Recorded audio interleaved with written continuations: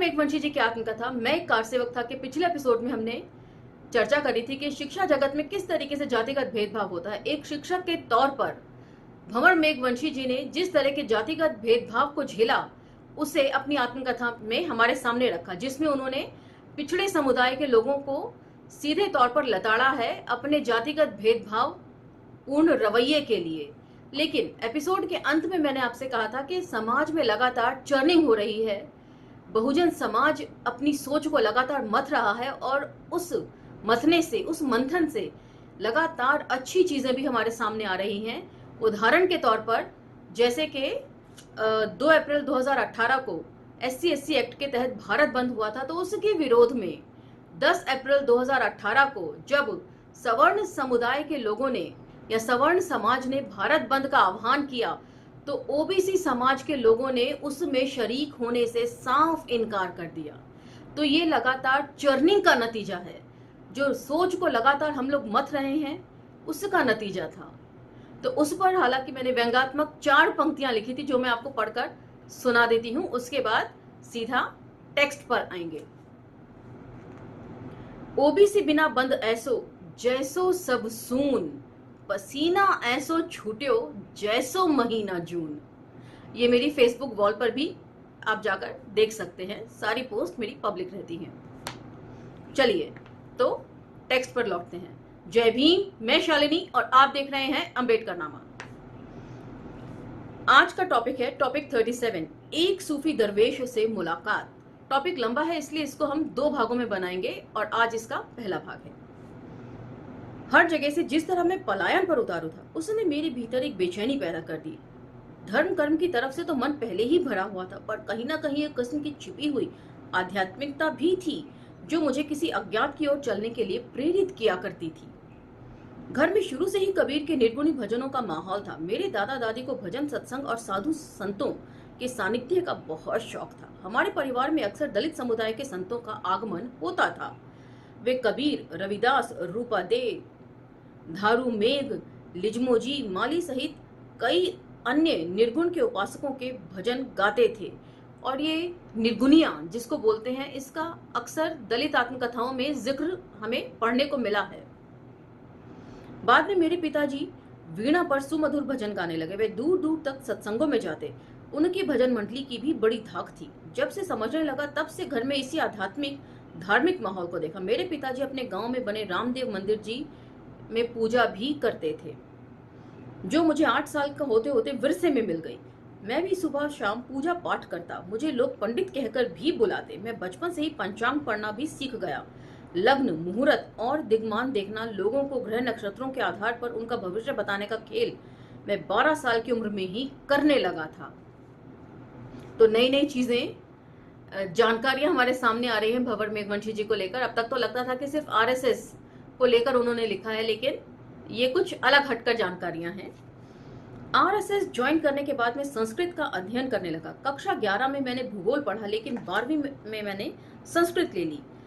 अब मैं श्लोक भी सीखने लगा। वैदिक धर्म के ग्रंथों का अधिकाधिक ज्ञान प्राप्त करने के लिए मैं निष्णांत विद्वान बनने की अभिप्सा पाले हुए था। मैंने सामुद्रिक शास्त्र भी पढ़ा और प्रसिद्ध पामिस्ट कीड़ों को भी। मैं लोगों की हस्तरेखाएं देखने लगा और जन्म कुंडली भी बांचने लगा था। मेरे इष्ट देव रूणिजा के राजा कहे जाने वाले रामदेव पीर थे। उन्हें विष्णु का 24वां अवतार घोषित किया हुआ है। तो वैसे तो तथागत बुद्ध को भी विष्णु का 10वां अवतार बता रहे हैं आजकल, और ऐसे करते करते ना जाने और कितने लोगों को इन्होंने अपने में समाहित कर लिया है अवतारों की लिस्ट में। 8वीं क्लास की हिस्ट्री की बुक में, बेटी मेरी 8वीं क्लास में है, और उसकी हिस्ट्री की बुक में बिरसा मुंडा के ऊपर जो चैप्टर है उसमें साफ तौर पर लिखा है कि बिरसा मुंडा ने अपने आप को विष्णु का अवतार घोषित कर लिया था। तो ऐसी चीजें लगातार अब शिक्षा के माध्यम से जो है बच्चों के दिमागों में ऐसी चीजें भरी जा रही हैं जो सच नहीं है। जैसलमेर जिले के पोखरण ब्लॉक में स्थित रामदेवरा में उनका भव्य मंदिर है, जहां पर हर साल 30 लाख से भी ज्यादा लोग पहुंचते हैं। आजकल सभी समुदाय के लोगों ने उन्हें अपना देवता मान लिया है। लोग पैदल पैदल तक वहां पहुंच जाते हैं। लेकिन 20 साल पहले तक रामदेव पीर सिर्फ दलितों के देवता माने जाते थे। आज भी राजस्थान, गुजरात और मालवा इलाके की हर दलित बस्ती में आपको रामदेव जी का मंदिर मिल जाएगा। मेरे गांव में भी तकरीबन 60 साल पहले रामदेव पीर का मंदिर निर्मित किया गया और उसकी पूजा की जिम्मेदारी मेरे परिवार को दी गई। गांव में हम आज भी रामदेव मंदिर के पुजारी हैं। मैंने भी एक दशक तक रामदेव पीर की पूजा अर्चना की, भजन, सत्संगों और साधु संतों की संगत का हिस्सा रहा, लेकिन न तो कभी रामदेव जी को महसूस किया और ना ही भजन गाना या ढोलक मंजीरा बजाना सीख पाया। एक भी भजन याद नहीं हुआ। धर्म के आडंबर तो खूब किए, लेकिन अंदर से कोई अनुभूति नहीं हुई। हालांकि ये बात पढ़कर मुझे ताज्जुब हो रहा है, क्योंकि भंवर मेघवंशी जी ने शुरुआत में ही लिखा है कि आरएसएस की कई सारी जो गीत हैं और जो श्लोक हैं उन्हें कंठस्थ हैं, और यहाँ पर ये पढ़कर इसलिए मुझे ताज्जुब हो रहा है कि उन्हें एक भी रामदेव का गीत याद नहीं है या भजन याद नहीं है। पिताजी भजनीक तो थे ही, समाज में पंच भी थे और तांत्रिक भी। मंत्र के जरिए सांप बिच्छू का विष उतारना और दुष्ट आत्माओं को काबू करना, गंडे तावीज बनाना, शमशान जगाने जैसी कापाली क्रियाएं उन्होंने सिद्ध की। लोग उन्हें जानतेर अर्थात तांत्रिक के रूप में भी जानते थे। तो ये एक नया शब्द जुड़ा है मेरी शब्दावली में, जानतेर, और अक्सर अपने साथ ले जाते। मैंने उनसे कई बार कहा कि ये सब मंत्र आप मुझे भी सिखा दो, मैं भी करना चाहता हूँ। उन्होंने कहा, बेटा ये सब पाखंड कला है, ये गोरख धंधा हम तक ही रहने दो।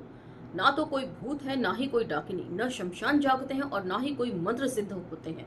यह तो पोप लीला है, इसमें कभी मत पड़ना। बाकी उन्होंने कभी भी मुझे वे सब नहीं करने दिया। तो मुर्दैया कब जब हमने पाठन किया था तो उसमें तुलसी राम जी ने भी इस तरह का जिक्र किया है कि उनके 2 रिश्तेदार जो है वो इसी तरीके से तांत्रिक क्रियाएं करते थे और वो किस तरह से फ्रॉड किया करते थे, ये भी उसमें उन्होंने बाखूबी लिखा है। उन्होंने मुझसे हस्तरेखा, कुंडली और पंचांग देखने के काम को भी करने से इनकार किया। बोले सब ढोंग है। वो रामदेव जी के अलावा किसी भी देवी देवता को नहीं मानते, पर रामदेव जी के प्रति जो उनका लगाव था वह उलझन में डालता था। मुझे भी नियम से मंदिर जाकर पूजा पाठ करना ही पड़ता था, उसमें कोताही पिताजी को बर्दाश्त नहीं थी।